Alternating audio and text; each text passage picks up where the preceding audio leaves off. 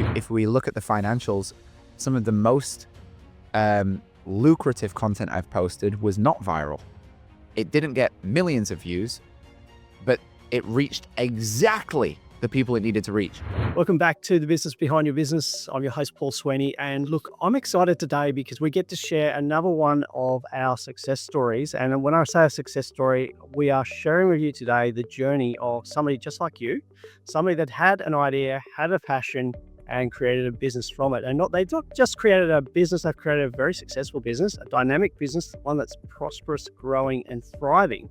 And we're delighted to have them with us today to share that journey, but also share, and I'm not going to give too much away at this point, but they're going to share one of the key fundamental processes that they've instigated in their business that have really helped, push forward that success with a lot of gusto, a lot of power, and a lot of positive outcomes. So joining us today is the founder of Ridley Academy, Stephen Ridley. He's a pianist, entrepreneur, and a disruptor of the world of music education. We're curious about that. We're going to unpack that a lot more. Stephen's taken his passion for music, turned it into a revolutionary method that's making learning piano simple, fast, and fun for people across the globe. And I'm also interested in that because many years ago, as an adult, I did start to learn the piano, and look at it, I must admit, it was a bit of a struggle for me. I had some music background, but I found it a struggle, possibly because of the way it was taught, possibly because of my age, but also possibly because of what was motivating me. But we're going to find out from Stephen what his secret to success is. It's got a pretty bold approach, but I think one of the things that I'm really interested to hear more about, and you will as well, is how he has mastered advertising to propel his academy to extraordinary levels, sharing his success story with over 1 billion people. And I'm not joking when I say that, because I've checked that out. The proof is there. I've seen the results, and we're privileged today because we're going to find out a bit about how Stephen actually achieves that. So Stephen, welcome to the microphone. Thank you so much, Paul. I'm here. I'm an open book and I want to share as much value as I can. And thank you so much for the lovely introduction. And let's see if I can make you a pianist by the end of this. Well, that would be great. It'd be a challenge. Look, it's exciting to speak with you. And look, when most people think of a piano teacher, I guess what comes to mind is the old lady with the darkened studio, the gas heater on, and the torturous scales and classical music, and the kids going, "Mum, please don't send me back there." Yeah, you're describing my own teacher. That's who I had. So Steve, what gave you the idea to take your passion for music, because obviously you're very passionate about it, and transform that into a business where you've basically taken that whole experience that I just described and pushed it to the side and said, no, let's create something incredible for our students? Yeah. I've always loved music, loved. But I come from a tiny village in the north of England. There's 40 people in the village where I come from. No children, no musicians. But nonetheless, I had this love of music my whole life. Always loved it. I'd see these artists on TV and I'd listen to my parents' collection, and it just take me places. And it was a form of escape in a place where I really didn't have any. And for me, there was a real freedom in that. And then I went to learn. I was begging my mom to learn. That was exactly what you just described. I literally had the exact teacher that you just described, down to the smell of gas in the room. That was perfect. And honestly, that sucked. And as you said, I was begging not to go, but then my dad had bought this piano, so now he's making me go. And it became this fight, and this passion just got ground out of me by an education that was difficult and complicated and boring and hyper-disciplined. And ultimately, I just wasn't making results. And I felt like I'm not getting anywhere with this. And I didn't have any other musicians around me, and that was it. And I kind of struggled through it, and it became this thing I had to do. And then right before he died, my dad let me give up. And to the day, he let me give up, and then he died the next day. 4 or 5 days later, I played piano at his funeral.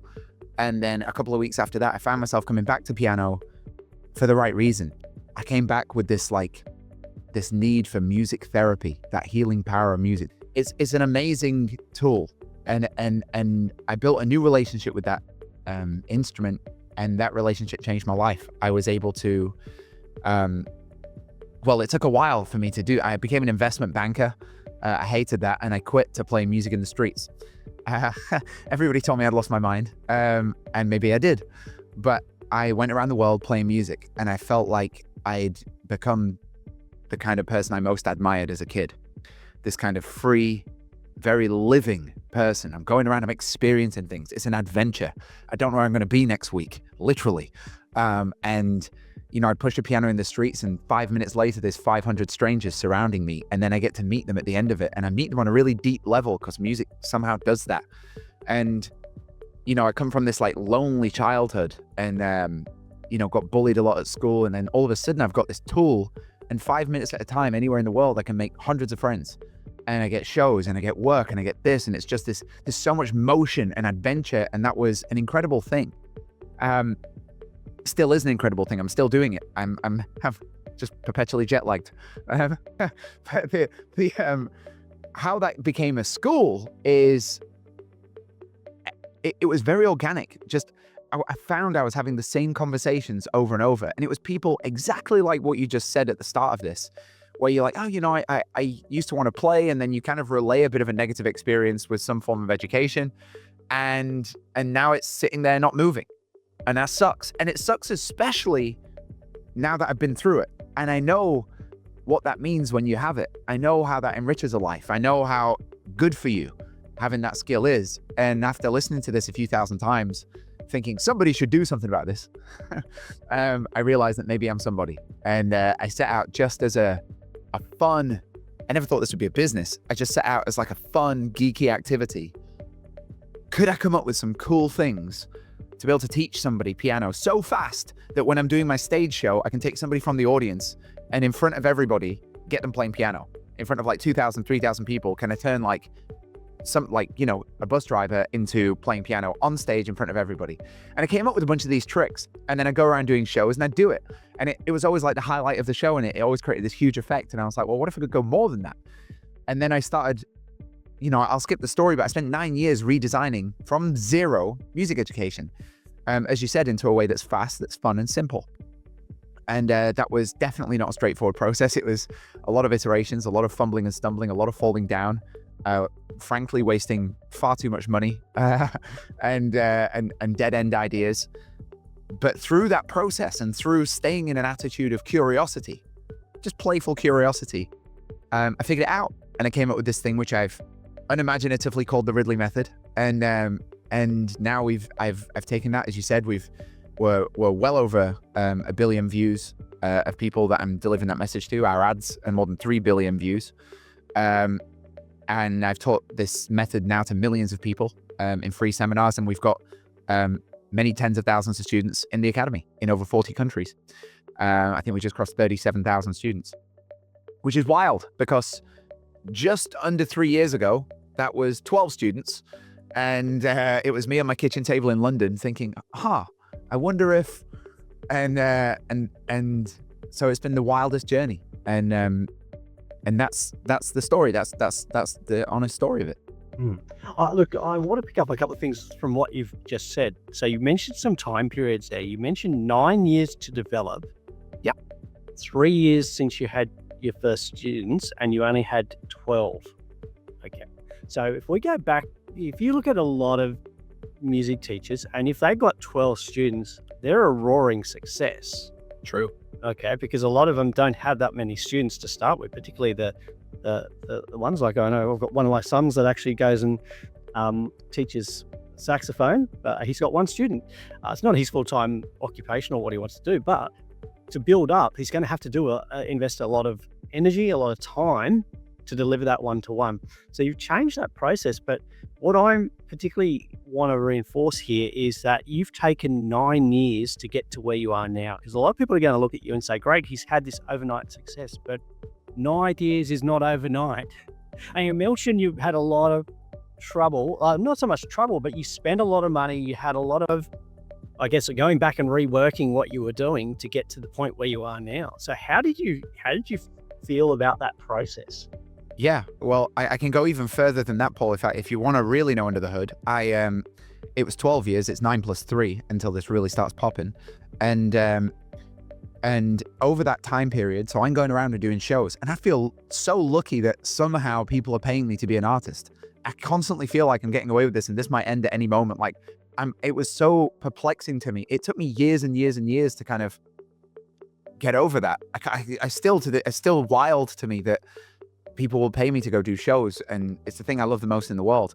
But to really give you the perspective of that, I would get this money from these shows. I'd go and do a bunch of shows, and then I would lose it all on an idea that didn't work out. And I did that, I want to guess, more than 30 times. At the same time as throwing myself into all these different seminars and spending so much on education also to try and become better. And through each of those iterations, you're made wrong, right? You put all your money into a thing, you're sure it's right, and then it isn't. Oh, I know you're going to get back on the horse and do it all again tomorrow and go out and do the same thing. And that really was the journey. And it certainly wasn't an overnight success. Even after launching it, I was iterating that over and over and over. And I still, every time I discover something cool, I update the product and I put more cool discoveries in there. I'm about to put a whole new section in this week. So I feel like the word for this and the attitude for this is create. I think business and life is a creation. And this is your masterpiece, right? We have a certain amount of time and you get to build something. And, kids build Lego, and then adults want to build something more meaningful than that. And the process of building is very often having to throw something together to realize it doesn't work. And you're absolutely on the nail with that. It was very much that process, and a very thankless process of everybody around you sort of softly insinuating that maybe this isn't for you, year after year after year. And that's the truth of it. Yeah. So, look, going right back to the beginning, you identified a need. Okay, you identified something that people were really interested in. They wanted to learn. That got them excited. But the way you came up with, I guess the product to deliver to them, it took a fair bit of research, a lot of investment, a lot of capital. Just over $3 million. Okay, that is a lot. That is a lot. And I guess what we're looking at here is in that experience of that testing, failing, what did you learn about, I guess, the end user, the customer that you were trying to sell to? It's an amazing question again. Look, I can save everybody 2.7 of that 3 million because I started out with my vision. It's the absolute wrong thing to do in business. I had a vision based on kind of a gut feeling, my own experience, my own opinions and ideas. That's how you make a great piece of music, right? You follow your intuition and you put out a great piece of music. It's really not how you build a great product. What I discovered through a lot of iteration is the best way to build a product is to talk to the customer and survey them and berate them with questions. And by the time I'd finished, the final product, I went and stood in the middle of the street in Oxford Circus. And over the course of 2 weeks, I surveyed 17,000 people directly, myself with one other person, directly asking them the questions. 17,000 people. The reason I picked that place is because the whole planet is in Oxford Circus. It's the busiest shopping street in the world, and all the tourists of the planet walk through it. And so I was speaking to Brazilians and Indians and Americans and English people and seeing, luckily, so much commonality in their answers because music really is a universal thing. And that's how I really managed to narrow down, these are the problems. And this is because what I know to be the problem isn't necessarily what they think is the problem. And if I'm going to get this product into their hands, you have an idea in your mind right now of why you failed at piano as a child. Now, I might know why you failed, and it's a technical thing, and I could explain that to you and you'll fall asleep. But what's really interesting, if I'm going to get you to come on this journey with me, is why do you think you failed? And then how can I answer that kind of thing? And that's the journey of marketing. That's the journey of communicating your product. It doesn't mean that you have to change the product necessarily, because the product's going to work based on technical things, but how you communicate that and how you get people, especially in a subject like music where so many people have tried and failed, and so they get this idea that I can't do it. And maybe they've tried a few times and they go, oh man, I really can't do it. That's a big barrier Imagine you were trying to sell trainers and you're selling it to someone who's tried sneakers 15 times and they always got blisters. And now I've got to go and sell these new trainers. Well, to bridge that gap required me really talking to the customer and doing it the opposite way around, and not starting with my vision, but starting with their vision. And that was the real breakthrough. And 17,000, that's a lot of market research. It is. No, and look, you've gone and done that face to face.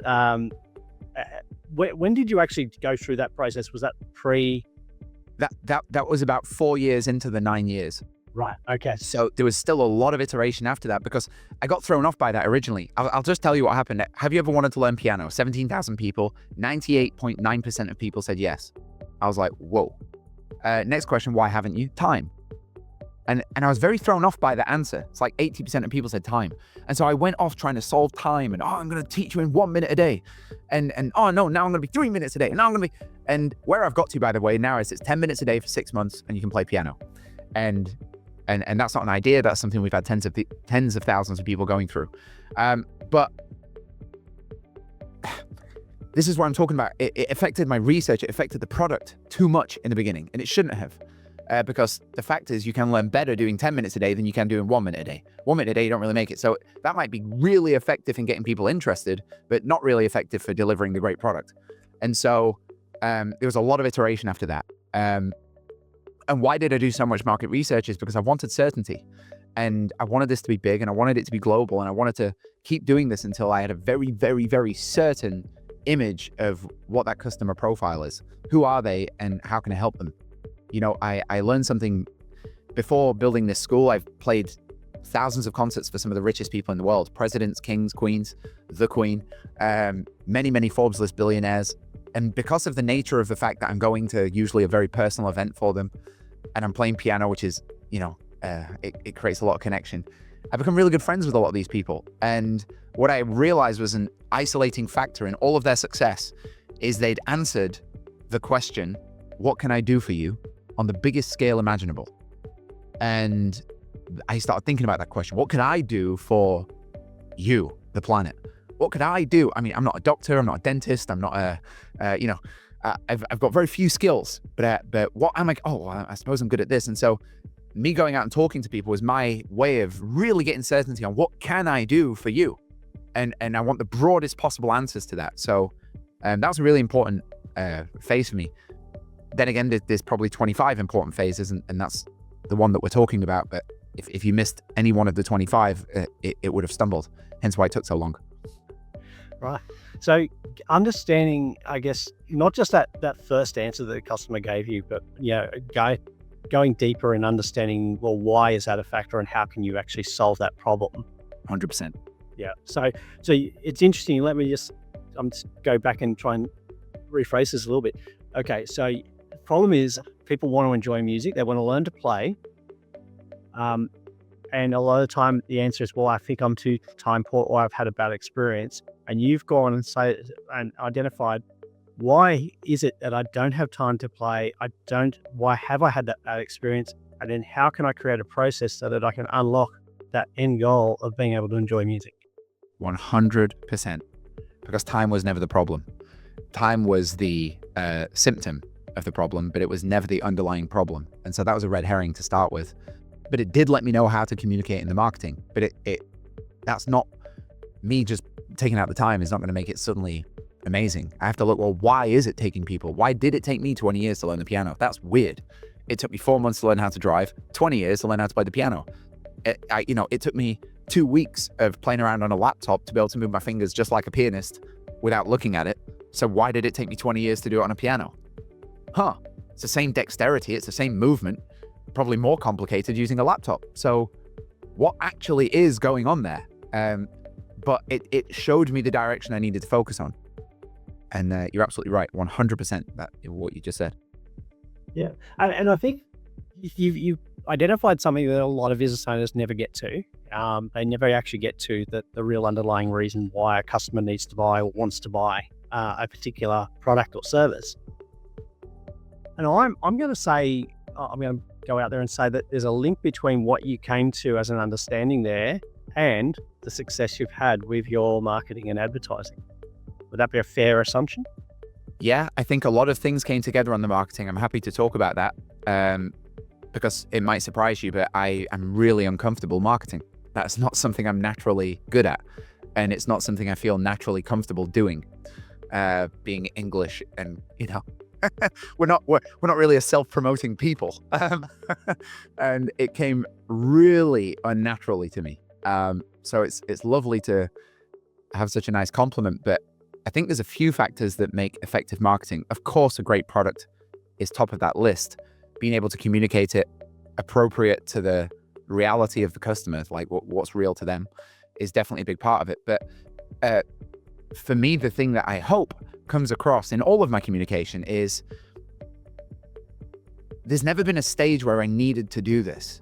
And I was always very aware, and I'm still very aware, that like the cushy life would just be, I can just go I get significantly overpaid to do these concerts. I can just go do concerts and have the best time and fly around and meet interesting people and blah, blah. Like, I'm doing this as an act of service.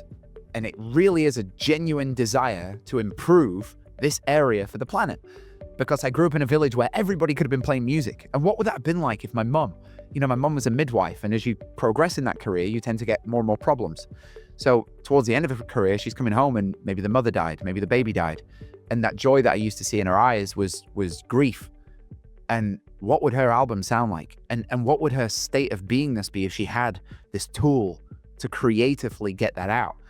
Or my uncle who worked in a playing card factory, and I could just tell he hated his life. He knew he was wasting his potential working a playing card machine. What does that song sound like? And again, for him, how therapeutic would it be? Because my therapy had always been that.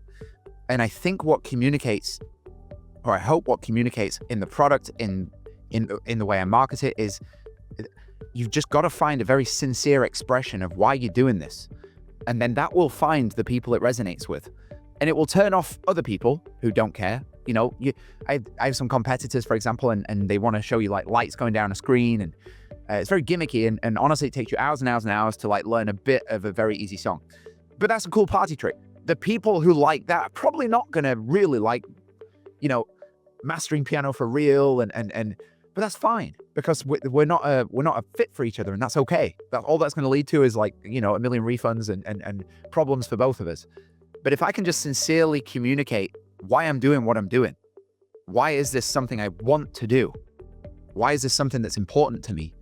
And I've got the product and everything else down. That to me is like the real magic of marketing. And it's scary because you've got to be naked. And that, especially in today's world, anything you say, half of them are going to disagree and attack you and call you a scam and a blah and a blah, and the other half are going to love you. And that's the nature of the game online. It's really introverting. But I'm used to that. Look, I think, okay, so a couple of things, key things there. You've identified a product that people are interested in. It solves a product. You've also identified that it's not the product for every customer. You've got to select target customer, I guess, or the type of customer that's going to. And as you said, not everybody is going to want to jump on board. There's some are actually going to be put off because they're looking for something completely different. But you've focused on the ones that are going to want the product, or not so much the product, but the end story of what you're delivering there. They're not actually interested in a course. They're interested in, like you said, how it makes you feel, the ability to actually just sit down. And it's interesting. So all of my kids have gone through and learned 2 instruments, piano and another one. And it's interesting that occasionally, for some random reason, one of them will go downstairs and just sit at the piano and just start playing things that they enjoy, just as a way of sort of switching off from exams and study and whatever else is going on. And sometimes they'll sit there for a couple of hours just enjoying how it makes them feel. Yeah, I call it the place without time, and I have a tattoo on my ankle called Flow. It's just the most magical space to get into. That was my childhood, what you just described.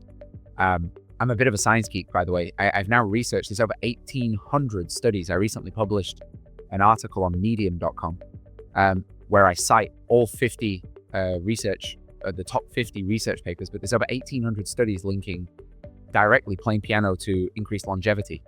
And I became interested in that because Jane Fonda was talking about the study that it added 7 years to your life. And I was like, huh? And then I started reading in it. And this is like Harvard Institute, Cambridge, Yale. These are big institutions, right? And I started reading it. And then they came with the scientific explanation of the thing that I'd always intuitively kind of felt.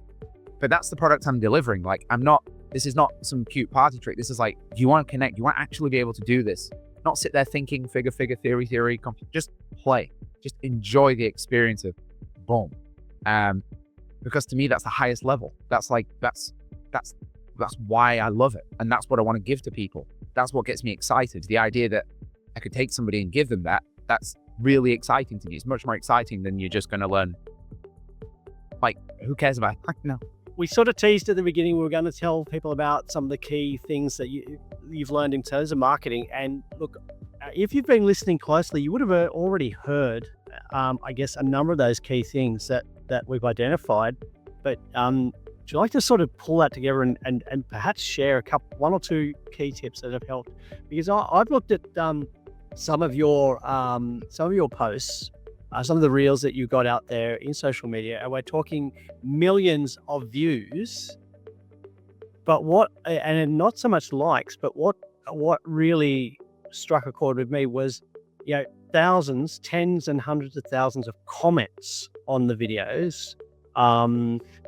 So obviously you're striking a chord. Come on now. But you're really, I guess, identifying and hitting that area of interest that the potential person that might buy your course, or at least wants that outcome, is willing to spend the time listening to or watching. Yeah. Okay. I'm going to distill this down, and I'm going to be talking. I'm going to be talking to exactly your public, because you mentioned to me before that these are kind of small and medium business owners, of which I'm one as well. So I'm going to tell you exactly how this works from my perspective, and I might be wrong, but take from this what you want.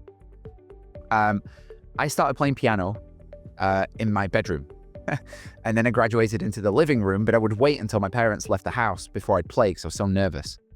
And that was true for the next 15 years. Nobody heard me play. I was very shy, very introvert. That might seem very crazy to you because I'm now this big loud guy online. But I'm not naturally super extrovert, believe it or not. I'm a bit of both, but I can disappear into myself and have the best time and noodle. And that's, probably music's got a lot to do with that.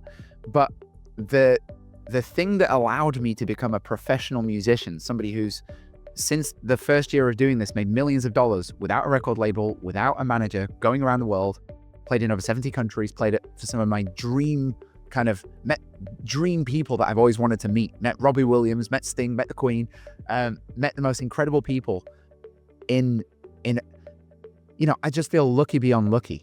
So how did that occur? I'm going to tell you right now. And then how I applied that to business is what your audience can use. Of course, you could say, well, yeah, but you sat in a room for 20 years and that's how you got good enough to be able to do that. Maybe, but how many times have you seen an amazing musician who's playing in some tiny little place in the middle of nowhere and they're just quietly in the corner, playing the most complicated jazz you've ever heard? What is the difference between them and like Beyonce? It's not just talent or skill. It's not that. It's you look at some of the greatest songs that have ever been written, that they're 4 chords. Usually. They're very simple. They're almost nursery rhyme simple. So it's not that you need some huge technical complexity to play some of the greatest songs of all time. I think that's one of the big mistakes in music, by the way. They go way too complex and it's just not needed. So what changed for me was, after I left my job in investment banking, I went to play piano in the street. The reason that I went to play piano in the street is because I walked past a shop that had a piano in it, and I went to play it, and the guy told me that if I wanted to play that piano, I would have to buy it. And so he was really grumpy, and it was £100, so I bought it, and then he made me take it out of the shop. So now I had a piano in the middle of the street. I can't move it. It's a big giant piano, like twice the size of this thing. And so I just started playing in the street. That accidentally became the thing that changed my life, because every 5 minutes, a few hundred people would stop, And I would find out very quickly what works, what doesn't work, what sucks, what causes people to stop, and what causes them to keep on walking. And every 5 minutes, I was fine-tuning me as an artist. And imagine like the traditional way of doing this is you get a show in a local bar, you go do the show, maybe you're good, maybe you tank. To be totally honest, you're going to tank the first 50, 100 times that you do this.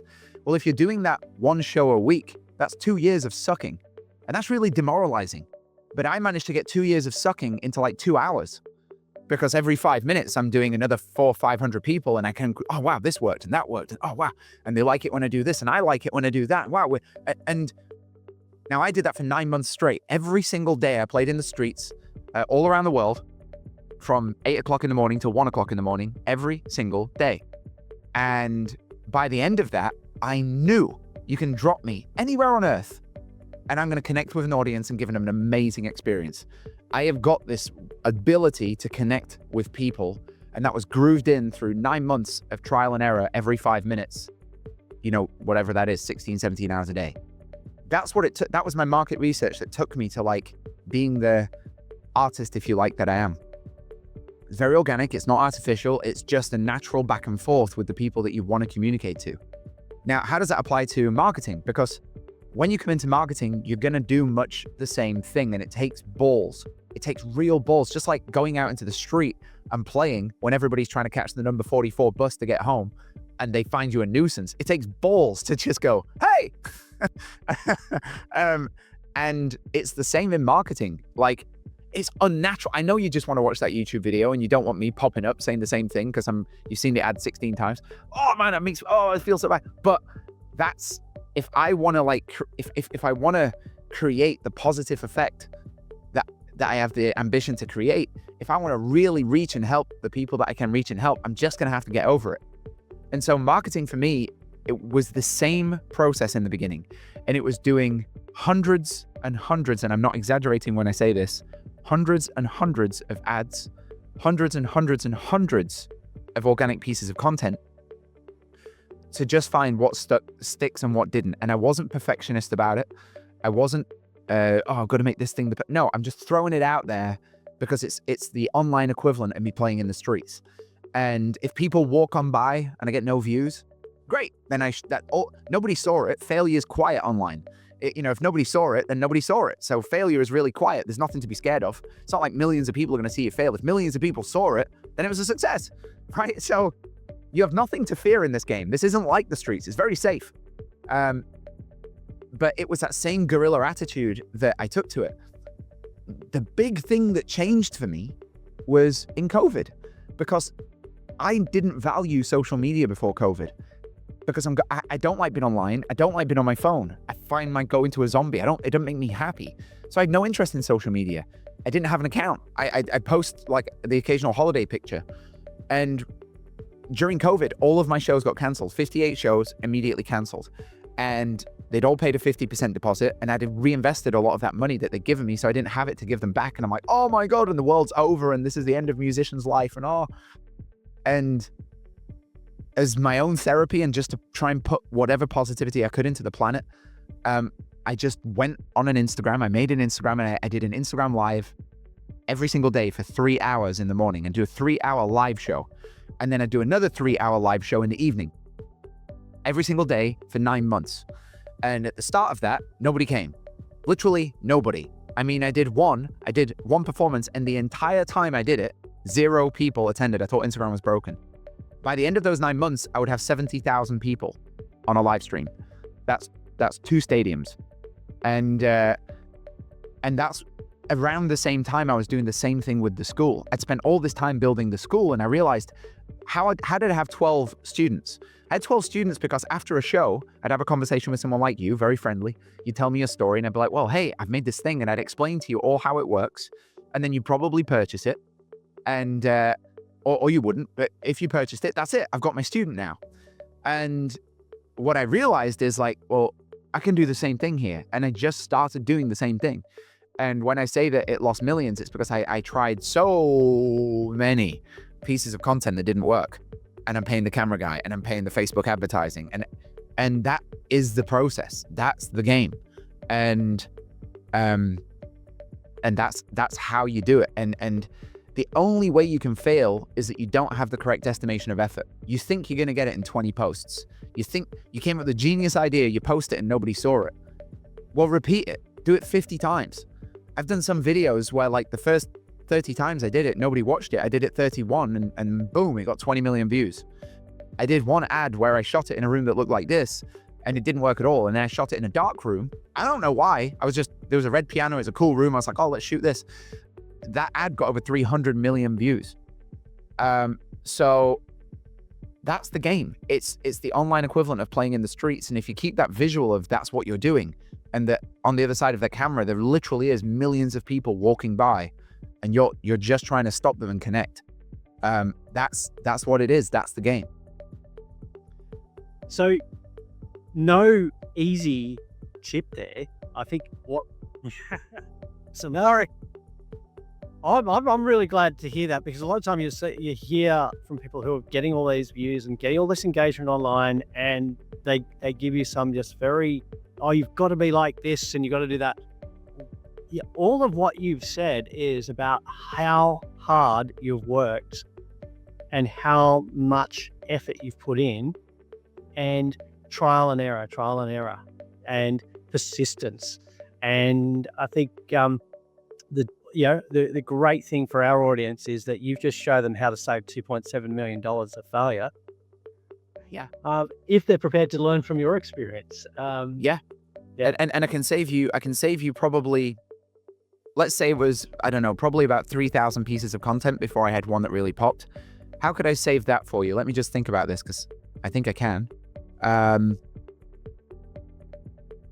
How could I save that journey a little bit? Well, I'll give you an example, right? I was in England just right now, and I took this big Tudor house. It was at claim to fame, but Johnny Depp used to have it. And then now it's this like really big fancy Airbnb, and it's like next door to Ed Sheeran. It's really cool.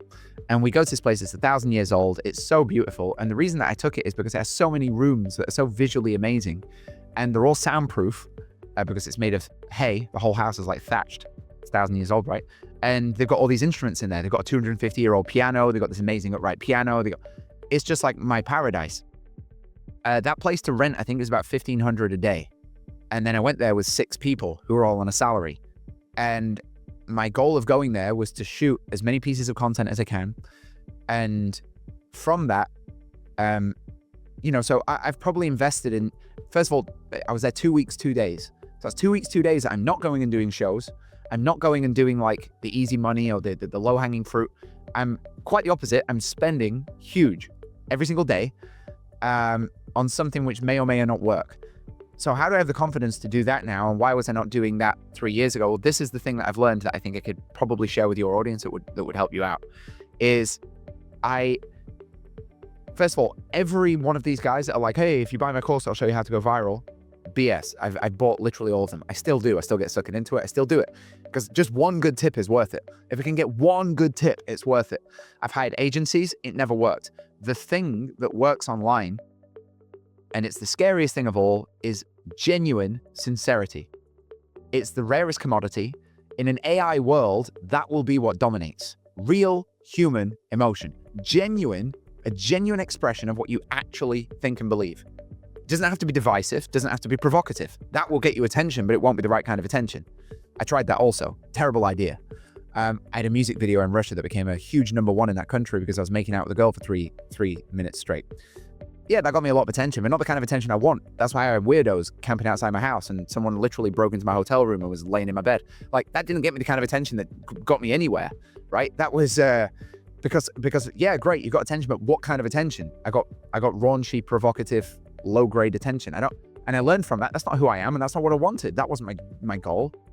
Now when I make the content, I'm not trying to go viral because I'm going to copy what, some influencer did. It won't work because you're not identifying what they did that worked. It wasn't the clothes they wore, and it wasn't the lighting that they chose, which is what all these courses copy. And they're like, hey, you should do the same thing and make your lighting like this and do that. That's not the thing. It's that when they did it, they were being them. And the audience knew it. And when you copy it, you're not them, and the audience knows it. And you know it. And it's perceptible. And so now when I go to make content, I originate the idea. And I'm talking, it takes us full circle to what we talked about in the beginning. I know who I'm talking to. And that's who I'm talking to. Now, that audience might be big or small. I honestly have no idea. I try and research it, but I have no idea. But that's who I'm talking to. And I am talking to them. I'm not doing an impression of somebody talking to them. Me, Stephen Ridley, is sitting there talking to you. And the camera is my friend, and I just look at it, and I'm me. And everything that's ever worked, everything that's ever gone viral was some flippant little thing that I did. I had like all these scripts, and then I'd just do a flippant thing. And the flippant thing always is the thing that's gone viral. And so the lesson that I'm trying to give from that is that this overthinking, over-strategized, over-calculating, that's not it. That is not it. And it's going to get you all up here.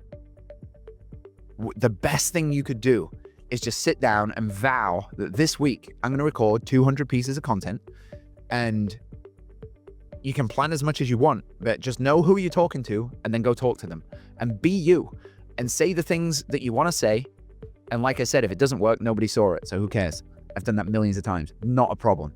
But when it does connect, that's the kind of connection that feels rewarding. And that's what brings you your customers, because that's who you're talking to, right? And that could be that's the best advice I could give. I was talking to a guy, he's got an office next door to me. It's a big window company. So he wants to copy me, right? He's seen me online, and his kids are big fans of my music, and that's all great. He's like, oh, I want to do the same thing for my window business. I think he's doing about $20 million a year. And so he's trying to he's literally carbon copying my content. I was like, bro, you're talking to the wrong people. Like, you need to talk to someone who needs new windows.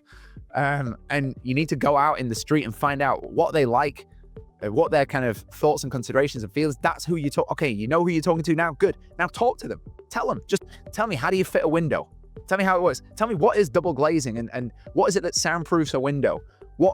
Show me something funny about when you showed up and you got the wrong size window and you got boned. Like, just let me in your life and communicate honestly. And some of that is going to go viral. And if it does, it's going to go viral within your target market. And then you're set. One of those pieces of content you might spend $5 million in advertising, and one viral video will bring in more than that. And then again, when you've made the viral piece of content, you can turn that into an ad, and now you've really got an ad, because it's proven itself organically in the market. That's some of the best advice I've heard. And like you, I do keep my eye on what's going on, what should I be learning, what should I be doing, what courses do I subscribe to find out how to improve. But I think you really nailed it through, not just through what you've said about being genuine and sincere, but also through that whole process of understanding who your customer is. Not just understanding who your customer is, but what is the outcome that they want to experience? What are they looking for? And you've connected the whole thing throughout. And look, we'll look at it and we'll see, okay, the millions of views on social media. But if we only look at that, we're missing the fact that you've done all this work to identify how can you make something that you're passionate about a great experience and outcome for many, many people. Yeah. And I'll tell you something that'll blow you away, Paul. If we look at the financials, some of the most lucrative content I've posted was not viral. It didn't get millions of views, but it reached exactly the people it needed to reach. And so maybe it only got 20,000 views, but that brought in 8,000 students, or that brought in, because it was so correct. I can give you an example. If I went online right now, we are the 10th of April right now as I'm talking to you. If I want to get a viral video, you know what I'm going to do? I'm going to go talk about tariffs. I'm going to talk about Trump, China, tariffs, fear mongering, the stock market, yada, yada, yada. It will go viral. That is such a waste of time. All I'm going to get is my DMs blowing up, people arguing at me, blah, blah, blah. I've done this, by the way. I've talked about things because I'm interested in them, like science and maths, and sure, some of that stuff booms. It's just from a business perspective, you can do that. That's your own personal stuff, right? But from a business perspective, totally useless. I've done some performances where, there's a video on my Instagram, you'll see I'm playing this piano and I'm banging it, which I just randomly made one day at 5 a.m. in this empty place in the middle of COVID. So that got 21 million views. That I don't know that that's really brought in students to the school because it's a different public. That's going to people who want to see amazing music. And that's my version of amazing music. That's what I do. So, but that brings in a different thing to me. That brings in like people who want to come to my shows and people who want to book me for concerts and things like that. So that would be a relevant piece of content for that audience. Because what does that audience want? Moving performances. Good. What's my target audience want for the school? They want to learn with passion. They want a fun experience, right? They want to look forward every day to doing this. They don't want it to be torture. They're mostly adults and they have busy lives and they want this to be fun. And I want to make it fun. So we're very aligned. They want it to not take hours and hours every day. And I don't want to waste hours and hours. So we're very aligned. They want to, the people that are really going to come into the school kind of want it for the benefits that it gives. Be that because they want to play in their community. Maybe they like the idea of playing with their family or at special occasions or their church or their local community or they just want to play for themselves and they've connected with music as an audience member. They've got those songs that like move them and like, wow, what would it be like if I could actually do this? There's something a bit deeper there. And so when I just talk to that person, and that's who I am, right? That's like, you can probably tell that is who I am. So when I just talk as myself to those people who I naturally have affinity with, an agreement with, it might not go viral, but it actually doesn't need to be business-wise a great thing for the company. That's another pearl of wisdom right there for you. You don't need to get too introverted about the views, because again, you could go you could get naked and wear a thong and do a silly dance and you can go viral. That might not do anything for your accountancy company. No. It would probably fully attract the wrong. Well, it will definitely attract the wrong kind of attention. Yeah. No, I definitely making sure that the message goes to the right audience. Keeping there. Can't stress that enough. Look, I've thoroughly enjoyed our conversation today. If you're listening, you might notice this is a lot longer than our normal episode. But see what, there's been absolute wisdom in here that. I just wanted to keep, really tapping into Stephen and just milking him for as much as we can because he's got a lot to share. Artistically, creatively, entrepreneurially, and a very generous and sincere approach, as you no doubt agree with me. If you want to follow Stephen or find out more, if you've got a passion to learn the piano. And maybe I might be reignited with this. How do we find out about Ridley Academy? Where should we go, Stephen? Yeah. Well, first of all, Paul, I'm going to gift you my course because it is going to hurt me if you don't at least end this playing the piano. So we're going to get that going. If you want to find out about me, you can follow me on Instagram, which is either Stephen Ridley, Stephen with a PH, Ridley like Ridley Scott, or the Ridley Academy. If you go to ridleyacademy.com, you will see that's my website. And I do very frequently free classes. So if you want to actually come and try this for yourself, you'll probably see my ads. You'll probably see some video of me online. You'll find when I'm doing an event, I'm not quiet about it. So just follow me and then come along to one of these live events and let me show you a completely new way of doing it. The worst thing it's going to be is a hell of a lot of fun. So that would be my message for that. I also, just to say, Paul, thank you. I also didn't plan on being here this long, but I'm more than happy to keep coming and sharing my journey as I go through it. I by no means got all the answers. I don't consider that I'm even 1% to where I want to be. But if I'm able to share anything and it helps people, there is no competition, guys. Like, it's all, this is such a mistake, and it's probably my closing statement, but there is the illusion of competition online. There's the illusion of competition in business. But if you really want to get somewhere, you should cooperate. Me coming on here today is an act of cooperation. Me sharing everything I have to share, it's an act of cooperation. The school itself, I could keep all these music tips for myself because I know how to do it, and I'm going to be the most special artist ever. That doesn't work. That's a competitive mindset, and a cooperative mindset I've found to be the single greatest thing for my own personal success, for my own personal satisfaction. So I'm always willing to help. Anybody can DM me. Anybody can email me. You can find me on LinkedIn. You can I write articles on medium.com and Substack. I'm very, very willing. I want to help. I want to be a friend to the world. I expect the same in return. And I think that's how we have a better planet, which is obviously much bigger than all of this. And so I thank you for your generosity also, Paul, and giving me the platform to talk about it. And I'm happy to keep coming back as much as you'd like me.